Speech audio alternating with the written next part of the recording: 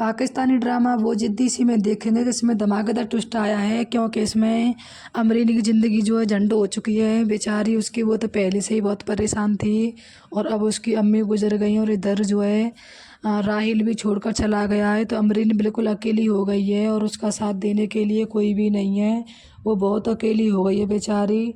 लेकिन फिर भी वो जो है स्कूल चली जाती है कॉलेज पढ़ाने के लिए, और वहाँ पर सबको पता चलता है कि अमरीन की जो है अम्मी गुजर गई है। तो सब लोग जो है उससे शोक की बातें करते हैं और शोक भी मनाते हैं और कहते हैं कि बहुत बुरा हुआ आपके साथ।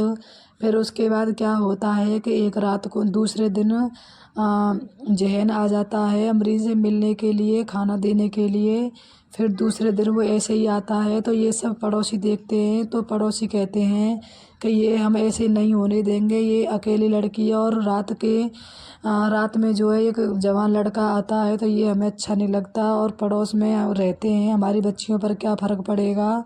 तो वो आपस में बात करते हैं। तो जब जहन खाना लेकर तीसरी बार आता है तो वो आ जाते हैं पड़ोसी और कहते हैं कि भाई तुम यहाँ क्यों आते हो, अकेली लड़की रहती है, ये अच्छा नहीं है, ये शरीफों का मोहल्ला है और तुम हो के यहाँ मुँह उठाकर चले आते हो। तो जहन कहता है कि तुम होते कौन हो मुझसे ये बात करने वाले, मैं रात में आऊँ दिन में आऊँ कभी भी आऊँ, मेरी वह कज़न है तो मैं आ सकता हूँ, तुम होते कौन हो। तो वो कहते हैं कि हम जो भी हैं, लेकिन हम यहाँ अपना पड़ोस में जो है गंदा माहौल नहीं होने देंगे। अगर तुम्हें आना है तो अपनी माँ को लेके आओ, अपनी बहन को लेकर आओ, लेकिन तुम अकेले नहीं आ सकते। इतने में ही अंदर से अमरीन निकल आती है। तो वो कहती है कि कोई बात नहीं, क्या हुआ, मेरा ये कज़न तो है। तो पड़ोसी कहते हैं कि चाहे आपका कज़न है लेकिन ये ऐसे रात में या दिन में अकेला नहीं आ सकता है।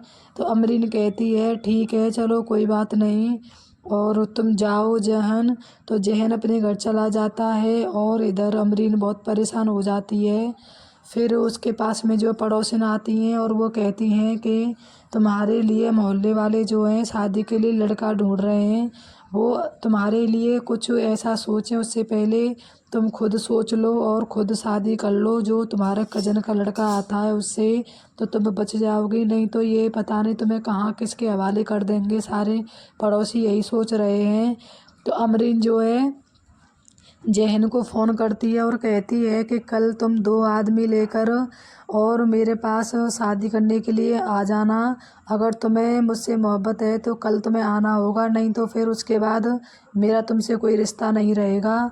तो ऐसा वह कहकर फ़ोन काट देती है। और फिर जो जहन है वह लड़ भिड़ कर, उसकी अम्मी बिल्कुल तैयार नहीं होती है, वो फिर भी आ जाता है और उसकी बहन भी आती है, उसके बाबा भी आ जाते हैं साथ में।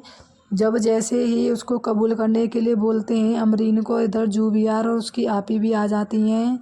तो जैसे ही वो कहते हैं कि तुम्हें ये कबूल है, तो वह वैसे बोलने वाला होता है जब ही उसकी अम्मी आ जाती है और कहती है खबरदार अगर तुमने ये शादी कर ली तो, और वह पिस्टन निकाल लेती है और अपनी कनफटी पर रख लेती है और कहती है कि अगर तूने ये शादी की तो तुम मुझे खो दोगे, या तो तुम इस लड़की को कबूल करोगे या फिर मुझे।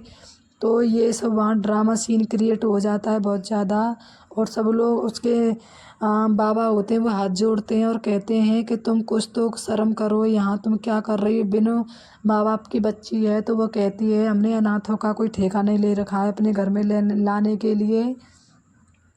तो वहाँ से जो है वो जहन जो है अपनी अम्मी के साथ चला जाता है। और फिर वो जूबियार कहता है कि ये तो तुम गलत कर रहे हो, ऐसे कैसे जा सकते हो। तो उसकी अम्मी कहती है कि तुम्हें ज़्यादा ही तरस आ रहा है तो तुम शादी कर लो इससे।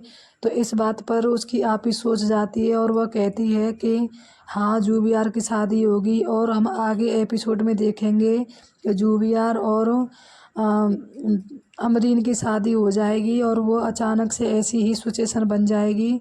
तो वो शादी करके अपने घर ले जाता है। वहाँ पर रिदा देखते ही वो तो जलन के